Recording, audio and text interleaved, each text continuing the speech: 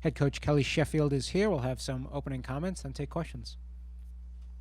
Looking forward to getting back in the gym today after the day off yesterday and playing a couple teams that have won an awful lot of matches so far early on. Purdue in front of us, I think a couple top 10 wins already under their belt, and which is really impressive with only one senior on the roster. Really young team that is probably playing quite a bit better than what most outsiders thought. So excited about hitting the road and playing a couple really good programs.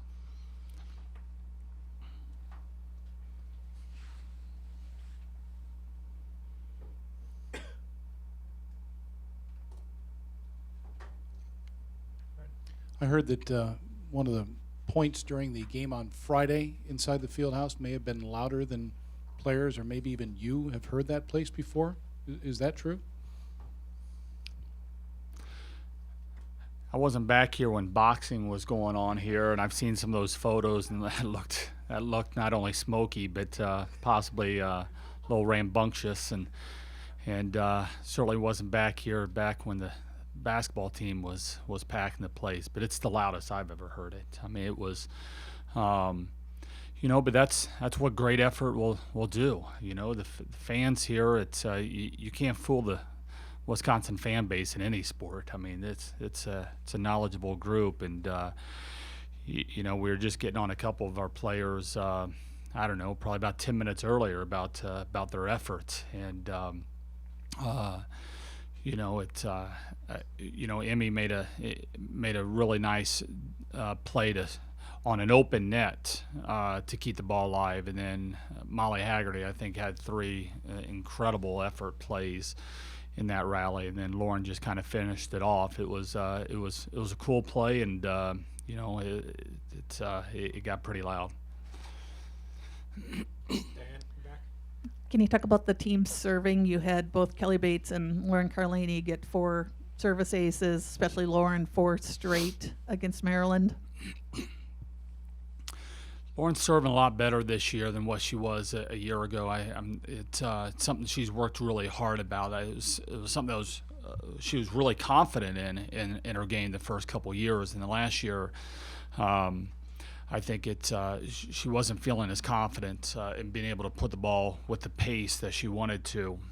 Kelly Bates, we got back. It's not been a real strong part of her game, and we go out to Hawaii, and it just very unpredictable with how the ball's coming off her hand, and two of us just got in the gym and just spent a lot of time on it. And then she ran with it and put even more time on her own. And I think right now she's as confident with that part of her game as she's ever been, and being able to locate and take something off of it to drop in front of the passers, and then driving it deep, and the ball's knuckling it for her, and that's kind of the thing that is I don't know. There's not a lot of magic in sports. Usually when people are playing pretty well, it's usually because they're putting some extra time into it, and that's certainly the case with Kelly and Lauren. How you played on the road a couple weeks ago at Texas? How do you take that and move forward on the road this weekend? Yeah, it's another tough environment. I mean, it's Purdue. They played a match a few nights ago, and I think they had over 8,000 people there in Mackey Arena. And they've gone out to Stanford in one of their place, and then beat Kansas, who was third or fourth or fifth in the country at the time. Beat them in 4 there, and both these gyms can be just hot and loud. They're really kind of Purdue normally doesn't play Mackey. They usually play in their own place, and it's small and it's cramped and loud, and very similar to what we saw at Texas, a smaller gym, and, the fans are right on top of you. You just keep building. It's another great environment, another incredible opportunity in front of us against a great opponent, and but it's you listen to Paul earlier, and it's same with us this conference about any sport. It's like you feel like you're given the same answers week by week because you're playing a different jersey, that it's another ranked opponent, and it's all right. You threw a wolf out the front door and the back door, and you got another one coming into the side window. Is kind of what it feels like. Diane, in the back.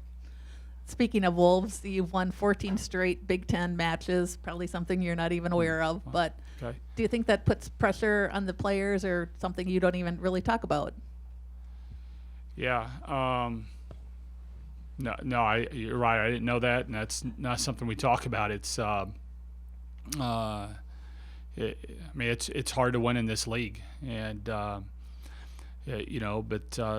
I think one of the things that we've done a really good job with, or this group has done a really good job with, is they've left the past in the past, and we've moved on really well. This group is they're locked in. The players are. They're kind of wired that way. That's obviously important. If you're gonna win consistently over time, you've got to be able to get locked in what's in front of you and what's now. I think they've done a pretty good job of doing that. Molly gets a lot of attention for her offensive play and things of that nature, but is she how good is she defensively? Because you mentioned the series of digs that she had in that one point in particular on Friday night. She was the player that was getting on about 10 minutes earlier about her effort. She's it is good, and she's got some room to be great. She's capable of being that. But the thing that I'm impressed with Molly is, we're not protecting her, and a lot of freshmen, I think you're worried about burying them, putting too much on them, and so you look for opportunities to kind of protect them. Can we hide them a little bit and serve receive? Maybe we don't go to them in big moments. Do you sub them out of the backcourt or have somebody come in and serve for them or something to take a little bit of the pressure off of her? We haven't protected her at all. It's here, let's throw you to the wolves and let's go. And so